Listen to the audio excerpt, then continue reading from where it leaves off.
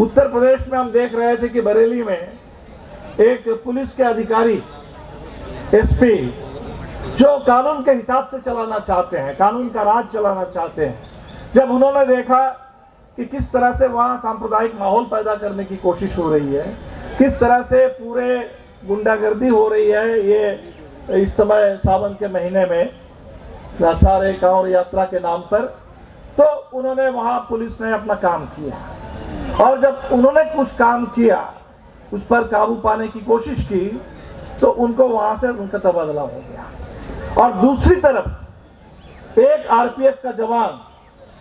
जिसके ऊपर जिम्मेदारी ये थी कि रेलवे यात्री की सुरक्षा उसकी गारंटी करे, रेलवे सुरक्षा बल है, और वो रेलवे सुरक्षा बल का जवान, वो आपने वीडियो देखा और आपने ये भी देखा इस खबर को किस तरह से दबा दिया गया, या इस खबर को बदल दिया गया। सच्चाई तो यह है कि वो आरपीएफ का जवान, अब वो जो भी उसके कह रहे कुछ बहस हुई थी, तो बहस भी हो सकता है कोई राजनीतिक बहस ही हुई हो, और उस बहस के बाद वो जाकर के जब अपने पूरे ऊपर के अधिकारी जो अफसर हैं, जो सब इंस्पेक्टर थे, उनको गोली से मारा। एक मीना जी थे शायद राजस्थान से, ये मारने वाला उत्तर प्रदेश का था, और 3 मुस्लिम जो वहाँ सफर कर रहे थे ट्रेन में, उनको भी मारा चुन चुन करके। क्योंकि जो लोग कह रहे हैं कि वैसे ही गोली चला दिया और 3 लोग मर गए, नहीं, ऐसा नहीं,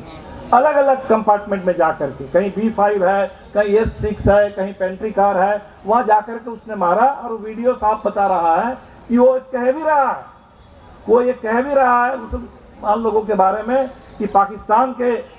से ऑपरेट होते हैं। ये मीडिया ने बताया कि इस देश में अगर रहना है और वोट डालना है तो बस 2 ही आपके सामने है, मोदी और योगी, मोदी और योगी को वोट करना है। तो मोदी और योगी का नाम लेकर के रेलवे के एक पूरे ट्रेन में ये कत्लेआम किया जाता है। और इसके बारे में अब रिपोर्ट ये आ रही है कि ऐसे ही किसी को उसको छुट्टी नहीं मिली थी, तो बड़ा टेंशन में था और डिप्रेशन में था, तो कभी डिप्रेशन कभी टेंशन कुछ बोल करके कर दिया जाएगा। तो आप ये जो पूरे देश की स्थिति बनी हुई है, इस स्थिति में हम रोजगार के मुद्दे पर आंदोलन को तेज करना चाहते हैं। हमारे सामने मणिपुर की स्थिति है, बिल्कुल 3 महीने से वो प्रदेश जल रहा है, और 3 महीने से जब वो प्रदेश जल रहा है, जहां सैकड़ों की तादाद में लोग मरे हैं, सैकड़ों की तादाद में चर्च जला दिए गए हैं, हजारों के 10-20 हजार की तादाद में 60,000 से ज्यादा लोग बेघर हैं, रिलीफ कैंप में हैं। और रिलीफ कैंप के भी बारे में जो रिपोर्ट अभी हमारे जो सांसद विपक्ष के इंडिया के सांसदों की जो टीम गई थी, उस टीम ने भी जो रिपोर्ट लाई है वहां से, तो उस रिपोर्ट में बिल्कुल साफ है कि इसमें भी कुछ ऐसे रिलीफ कैंप है जहां हो सकता है सरकार की ओर से कुछ मदद जा रही है। ज्यादातर जो रिलीफ कैंप है,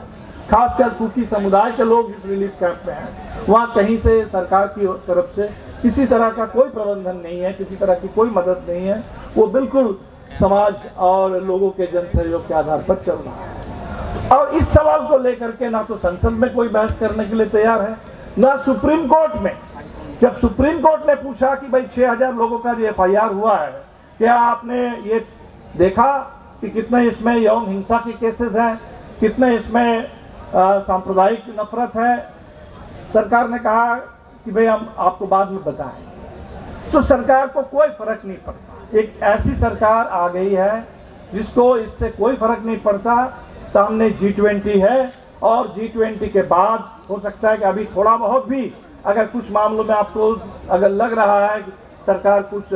संयमित है, वो सारा खत्म हो जाएगा। जैसे G20 खत्म होगा, दुनिया की नजर हिंदुस्तान से जैसे ही थोड़ी देर के लिए हट जाएगी, और आप देखेंगे कि चुनाव के लिए बिल्कुल वो नफरत का, दमन का नंगा नाच शुरू होने वाला है। और ऐसे दौर में मैं समझता हूँ कि निश्चित तौर पर नौजवानों के सामने बहुत कठिन लड़ाई है। और इसीलिए आपने जब चिन्हित कर लिया कि हमें अपना रोजगार भी पाना है, रोजगार के हक को हासिल करना है, सम्मानजनक रोजगार और सुरक्षित रोजगार और सम्मानजनक वेतन के साथ, हमें संविधान में जो आरक्षण का हक मिला है, जो प्राइवेट सेक्टर में नहीं मिलता है, तो रोजगार के हर मोर्चे पर हमें आरक्षण का पूरा अधिकार लेना है। और जो मांग अभी उठी है पूरे देश में, जो एक कास्ट सेंसस की भी मांग उठी है, और वो सेंसस अगर हो तो आरक्षण के ऊपर जो आपने जो सीमा लगा दी है उस सीमा को भी खत्म करो और लोगों को बिल्कुल जरूरत के हिसाब से आरक्षण मिले पूरे देश में। ये अधिकार को लेकर भी आगे बढ़ना है तो हमारे लिए बिल्कुल जरूरी है कि हम राजनीतिक तौर पर भी बिल्कुल सजग रहें, सचेत रहें और हम जो नौजवान सजग हैं और सचेत हैं, हमारे ऊपर ये अतिरिक्त जिम्मेदारी है। जिस गांव से आप आए हैं यहाँ, उस गांव में जब लौट करके जाएंगे, उस मोहल्ले में जब लौट करके जाएंगे, अपने अगल बगल में, आस पड़ोस में तमाम लोगों को सचेत करना, उनको इस समय जगा के रखना ताकि हम कहीं भी इस चक्कर में ना आ जाए। ये जो मुद्दा भटकाने की साजिश है, नया कोई पुलवामा आपके सामने थोपने की जो कोशिश हो रही है, इस दौर में भी, कठिन दौर में भी हम लोग जगे रहें और पूरे देश को, देश के लोकतंत्र को, संविधान, इसकी हिफाजत करने का जो जिम्मेदारी हमारे ऊपर है, जो सरकार के ऊपर तो कोई जवाबदेही सरकार की नहीं है, लेकिन हम जिम्मेदार हैं। हमारे ऊपर इस देश की एक जवाबदेही है, इस जनता की एक जवाबदेही हमारे ऊपर है। जो नौजवान खास तौर पर लाल झंडे के साथ भगत सिंह और अंबेडकर का नारा लेकर के, नाम लेकर के जो आप मशाल जला करके चल पड़े हैं, आपके ऊपर बहुत ज़्यादा जिम्मेदारी है। और ये जो रोजगार का मुद्दा है, ये कोई एक बहुत व्यापक मुद्दा है, लंबी लड़ाई है, बहुत बड़ा मुद्दा है। क्योंकि हमारे जो रेलवे के साथी बता रहे थे कि हमने परीक्षा क्लियर कर दी, भर्ती नहीं निकाली जाती है, वैकेंसी नहीं निकलती है, वैकेंसी के बाद जो परीक्षा हुई, परीक्षा क्लियर कर दिया, उसके बाद उनको ज्वाइन करने के लिए जो नौकरी उनकी है, उस नौकरी ज्वाइन करने के लिए भी वर्षों का इंतजार, और इसमें भी कितने सारे दांव पेच और इसमें भी कितनी लंबी लड़ाई। इसलिए रोजगार की जो लड़ाई है, ये तो जैसे हमारी क्रांति एक लंबी लड़ाई है, तो रोजगार की लड़ाई भी अब हिंदुस्तान में इतनी ही लंबी लड़ाई बन गई है। पूरे वर्षों तक, दशकों तक लड़ करके तब अगर रोजगार मिलेगा तो मिलेगा। तो इस लंबी लड़ाई में जब हम निकले हैं तो हमारे सामने कहीं पंचायत है, कहीं राज्य सरकार है, कहीं केंद्र की सरकार है।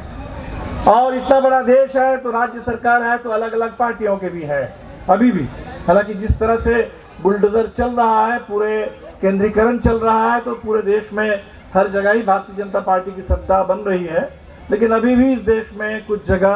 विपक्षी सरकारें भी हैं। और हम देख रहे हैं कि रोजगार का सवाल नौजवानों के सामने जब आता है तो कहीं कहीं नौजवानों के सामने कोई दूसरी सरकार भी खड़ी है। ये लड़ाई बड़ी है, व्यापक है, और इसलिए आपके सामने ये सवाल भी है कि इस लड़ाई को जब हम लड़ेंगे, इस लड़ाई को जब हम लड़ेंगे तो आंख बूंद करके नहीं लड़ सकते। आंख हमारे खुली हो, दिमाग खुला हो, खुले दिमाग, खुली आंखों के साथ इस लड़ाई को हम लड़ेंगे। क्योंकि हमारा जो रोजगार छीना जा रहा है, तो हमारा रोजगार छीना जा रहा है कोई वैकल्पिक एक रोजगार पैदा करके। और वो रोजगार क्या है? देश की खेती चौपट हो गई, लेकिन नफरत की खेती जोरों पर है। कल कारखाने बंद हो गए हैं, लेकिन ये कत्ल करने के लिए, हिंसा के लिए एक बिल्कुल एक नई इंडस्ट्री खोल दी गई है। तो ये जो नौजवान जिनको यहाँ खेती में, पढ़ाई में, स्कूल में, अस्पतालों में, कल कारखानों में, दफ्तरों में रोजगार नहीं मिल रहा है, उनको इन लोगों ने वैकल्पिक रोजगार दे दिया कि तुम हाथ में बंदूक उठाओ और जा करके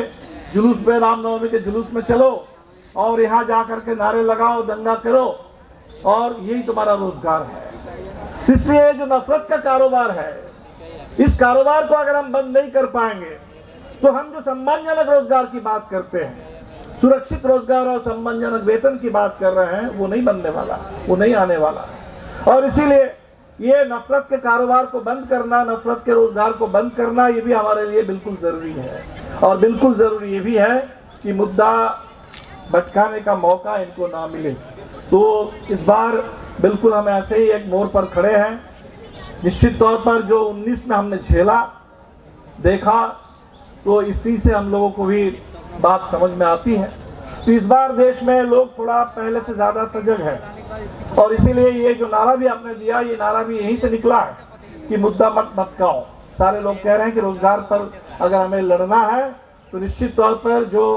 भटकाने की कोशिश है, जो नफरत की खेती है, कारोबार है, इसके खिलाफ भी जम के लड़ना होगा। हम बस यही आपसे अपील करेंगे और आप पर ये भरोसा है कि आप अपनी जिम्मेदारी जरूर निभाएंगे और इस यूथ पार्लियामेंट के संदेश को देश के हर कोने तक ले जाएंगे। और आने वाले दिन में एक बहुत बड़ा, जो हम सब लोग सोचते हैं